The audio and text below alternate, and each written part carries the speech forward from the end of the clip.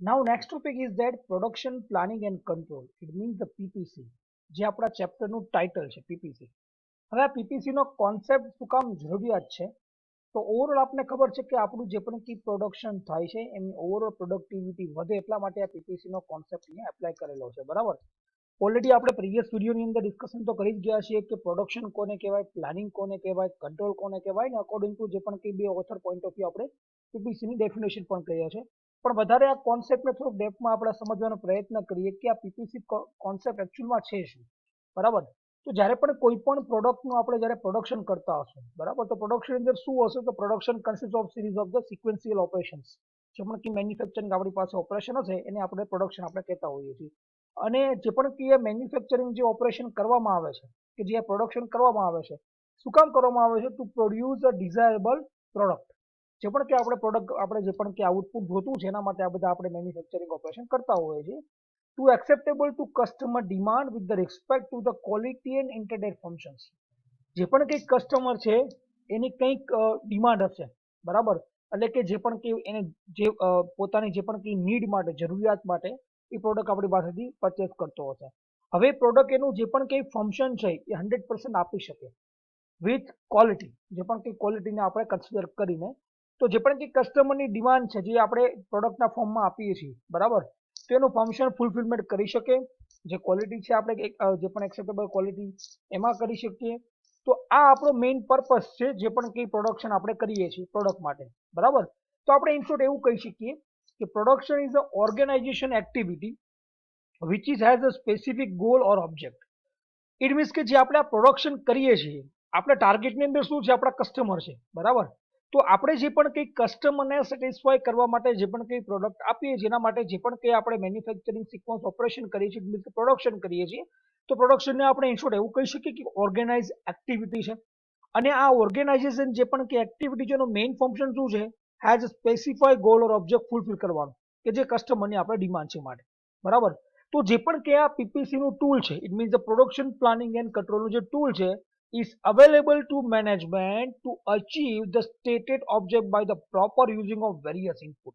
It means કે જે પણ કંઈ શરૂઆતની અંદર, બરાબર, એટલે આપણે એને પ્રી એક્ટિવિટી કહી શકીએ, પ્રી પ્રોડક્શન એક્ટિવિટી, કે જે આપણે આપણો ગોલ ફિક્સ કર્યો છે કે કસ્ટમરને આ ક્વોલિટીની અંદર અને જે પણ ઇન્ટેન્ડેડ ફંક્શન છે એ ફૂલફિલમેન્ટ થાય એવી કસ્ટમરને આપણે પ્રોડક્ટ આપણે પ્રોવાઈડ કરવી છે, બરાબર?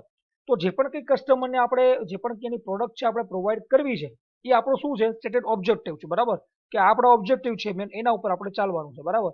તો એની માટે આપણે જે પણ કંઈ પ્રોપર જે પણ કંઈ વેરિયસ ઇનપુટ આપીએ છીએ, બરાબર, તો એ જે પણ કંઈ વેરિયસ આપણું જે પણ કંઈ ઇનપુટ આપીએ છીએ ટુ ડિફાઇન આપણું જે પણ કંઈ આઉટપુટ, જે પણ આપણે પ્રોડક્ટ જોવે છે, બરાબર?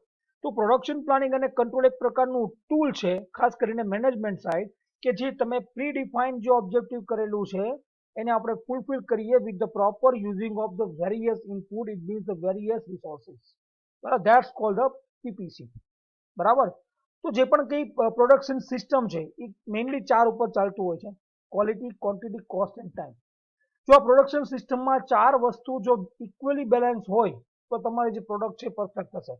ક્વોલિટીમાં કોમ્પ્રોમાઇઝ કરો, કસ્ટમર તમને સેટિસ્ફાય નહીં થાય.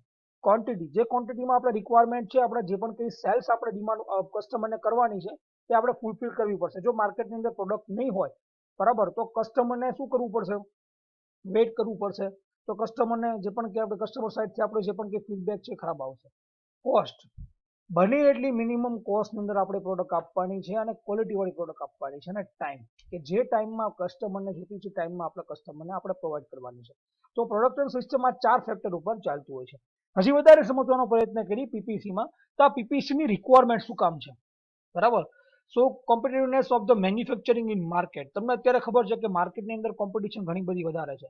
સપોઝ કોઈ જગ્યાએ કોઈ પણ એક પ્રોડક્ટ માટે આપણે એસ્ટાબ્લિશ કરતી કોઈ પણ એક કંપની એસ્ટાબ્લિશ થાય તો એની બાજુમાં જ એ જ પ્રોડક્ટની બીજી કંપની એસ્ટાબ્લિશમેન્ટ થવાની છે. અત્યારે માર્કેટની અંદર આ ચીલો છે, બરાબર? તો જેના કારણે તમારું જે પણ મેન્યુફેક્ચરિંગ તમારી જે પ્રોડક્ટ છે, બરાબર, એની તમારે આ જે 4 ફેક્ટર મેં તમને કીધા, quality, quantity, time and cost, બરાબર, એ ઉપર આપણે પ્રોડક્ટ ડિફાઇન કરવી પડશે કારણ કે માર્કેટમાં કોમ્પિટિશનસ વધારે છે. તો તમારી પ્રોડક્ટ છે એ આ કોમ્પિટિટિવ માર્કેટની અંદર કઈ રીતે સ્ટેબલ રહી શકે અને કઈ રીતે કસ્ટમર સુધી પહોંચી શકે, તો એના માટે તમારે આ પીપીસી નું ટૂલ કરવું રિક્વાયરમેન્ટ છે, બરાબર? આ ફર્સ્ટ છે. સેકન્ડ છે attend the maximum utilisation of farm resources to enhance the productivity. બીજી વસ્તુ કે આપણી પાસે જે પણ કંઈ ફેક્ટર છે, જે પણ કંઈ રિસોર્સિસ છે, આપણે એનું શું કરવું પડશે, મેક્સિમમ યુટિલાઇઝેશન કરવો પડશે ટુ અચીવ આપણી પ્રોડક્ટિવિટી અચીવ કરવા માટે. બરાબર, આ પણ પીપીસીની નીડ છે. PPC is useful tool to coordinate the activity of the production system by proper planning and control. બરાબર, ત્રણ વસ્તુનું આપણે ડિફાઇન કર્યું છે. એક યુઝફુલ ટૂલ છે. Production system can be compare the nervous system with the PPC as a brain. બરાબર, production system અને પીપીસી એકબીજાને ઇન્ટરકનેક્ટ છે. પ્રોડક્શન સિસ્ટમને આપણે નર્વસ સિસ્ટમ કહી શકતા હોઈએ, તો પીપીસીને આપણે એનું મગજ કહી શકીએ, બ્રેન કહી શકીએ. બરાબર, ઇટ મીન્સ કે પીપીસીની રિક્વાયરમેન્ટ તો છે જ.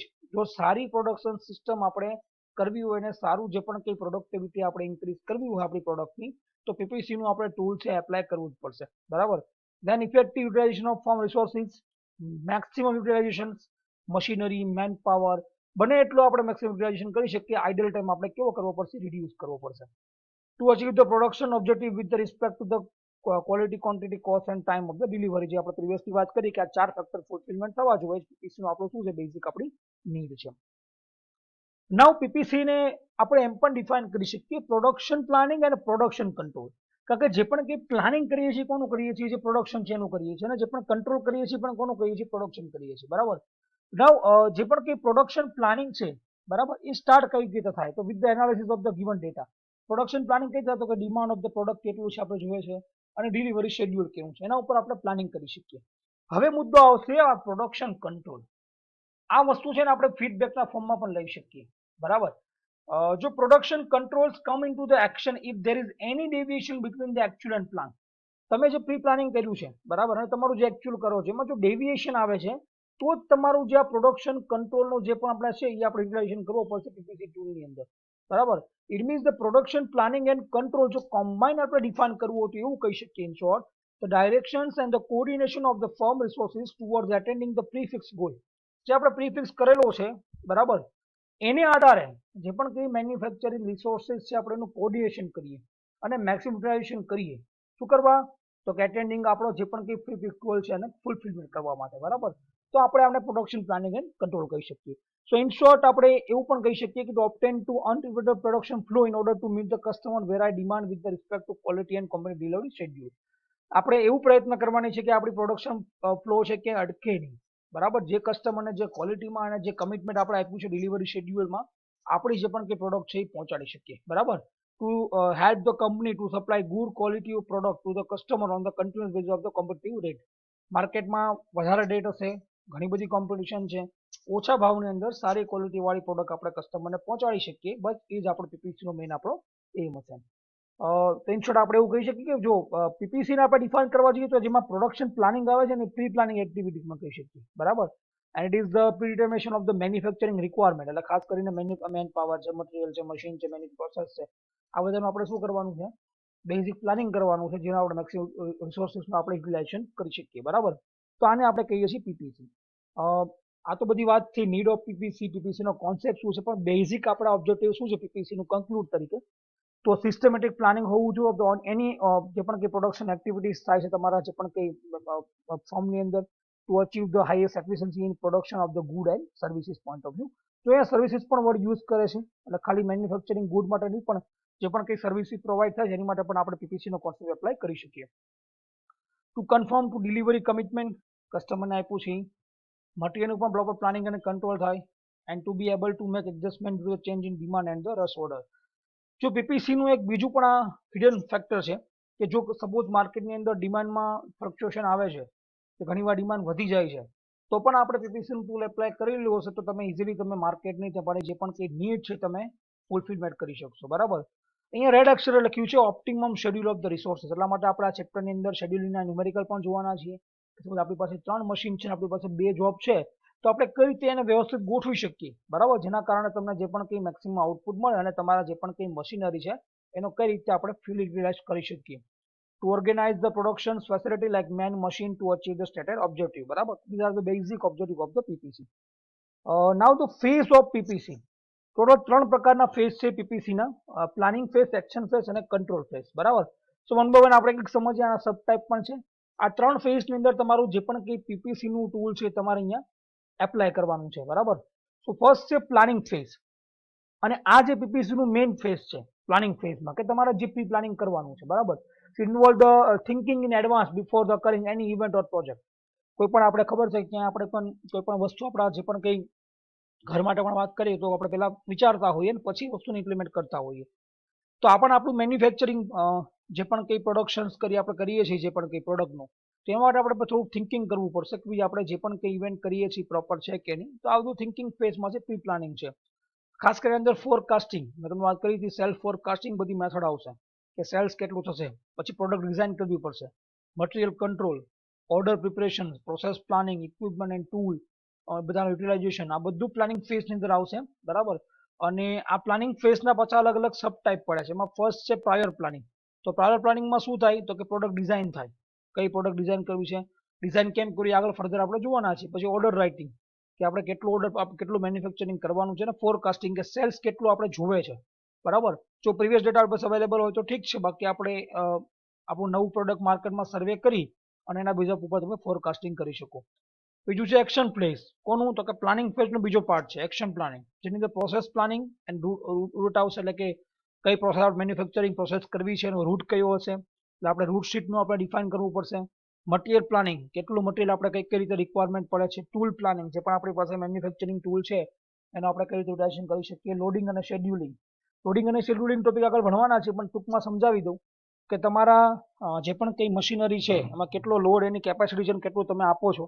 અને શેડ્યુલિંગ મેં તમને વાત કરી કે આપણી પાસે કેટલા મશીન અવેલેબલ છે, અને મશીનના આધારે તમારી પાસે જેટલા જોબ છે અને તમે એવી રીતના ગોઠવો કે બધા મશીનનો મેક્સિમમ યુટિલાઇઝેશન થઈ શકે. તો આ બધું એક્શન આની અંદર આવશે. સેકન્ડ છે એની અંદર ઇમ્પ્લિમેન્ટેશન ફેઝ. જો પેલો આપણે જોયું પ્લાનિંગ ફેઝ, બરાબર, એના બે પ્રાયર પ્લાનિંગ અને એક્શન પ્લાનિંગ. પછી ઇમ્પ્લિમેન્ટેશન. હવે આપણે શું કરવાનું છે, જે પ્લાનિંગ કર્યું એને ઇમ્પ્લિમેન્ટ કરવાનું છે. Once the planning is completed is required to be implement in order to meet the demand of the customer, બરાબર. અને પછી આપણે ડિસ્પેચિંગ આવશે. આ જે ડિસ્પેચિંગ છે એ તમારા મટીરિયલનું ડિસ્પેચિંગ છે. તમારા સ્ટોરમાંથી જે પણ તમારે જે મેન્યુફેક્ચરિંગ કરવું છે તમે મટીરિયલનું તમે ડિસ્પેચિંગ કરશો, એન્ડ ધેન તમારું જે પણ કંઈ પ્લાન વર્ક છે તમે એને ફિઝિકલની અંદર કન્વર્ટ કરશો, કે રો મટીરિયલ તમે તમારી એકચ્યુઅલ તમારી પ્રોડક્શન લાઇન ઉપર તમે આગળ વધારશો. Then control phase, last phase, 3 ફેઝમાંથી વેરી મચ ઇમ્પોર્ટન્ટ ફેઝ છે, because continuous keep watching the matching the plan work and actual work. જો કોઈ ડેવિએશન હોય તેમાં ચેન્જ કરી શકીએ. નાના બે ટાઈપ હોય છે, પ્રોગ્રેસિવ રિપોર્ટિંગ અને કરેક્ટિવ એક્શન. પ્રોગ્રેસિવ રિપોર્ટિંગમાં શું હોય કે તમારું જે પણ કંઈ તમારે કન્ટિન્યુઅસ ઓબ્ઝર્વેશન કરવાનું, અને જે પણ કંઈ ચેન્જ છે તમારે તમારા ઉપરને કહેવાનું, જે પણ કંઈ ચેન્જ લાવવા છે લાવી શકાય. અને કરેક્ટિવ એક્શન, કરેક્ટિવ એક્શનમાં તમે જુઓ છો અને તમે એને ચેન્જ પણ કરી શકો તમારી રીતે, બરાબર. That's all corrective action. તો આ રીતે 3 પ્રકારના આપણે ફેઝ અહીંયા સ્ટડી કર્યા. પ્લાનિંગ ફેઝના 2 પ્લાનિંગ આવશે, પ્રાયર પ્લાનિંગ અને એક્શન પ્લાનિંગ. એક્શન ફેઝની અંદર પાછું આવશે તમારું એકચ્યુઅલ ઇમ્પ્લિમેન્ટેશન ફેઝ, બરાબર, અને ધેન કંટ્રોલ ફેઝની અંદર પ્રોગ્રેસિવ અને કરેક્ટિવ ફેઝ. તો this are the basic phase of the PPC. ઘણીવાર જીટીયુની અંદર બે વસ્તુમાં બધાને બહુ ડાઉટ હોય છે કે સર ઓબ્જેક્ટિવ કયા લખવાના, નીડ કઈ લખવાની અને ફેઝ કયા લખવાના. તો ખાસ કરીને ફેઝની અંદર તમારા બધા પોઈન્ટ લખવા પડશે. ખાસ કરીને 3-4 માર્કમાં પૂછે મેં તમે જે રીતે પીપીટીમાં સમજાવેલું છે તમે રીતે તમે શોર્ટમાં જો સમજાવશો તો તમે ઇઝીલી તમે તમારા માર્ક્સ જીટીયુમાં છે ગેઇન કરી શકશો.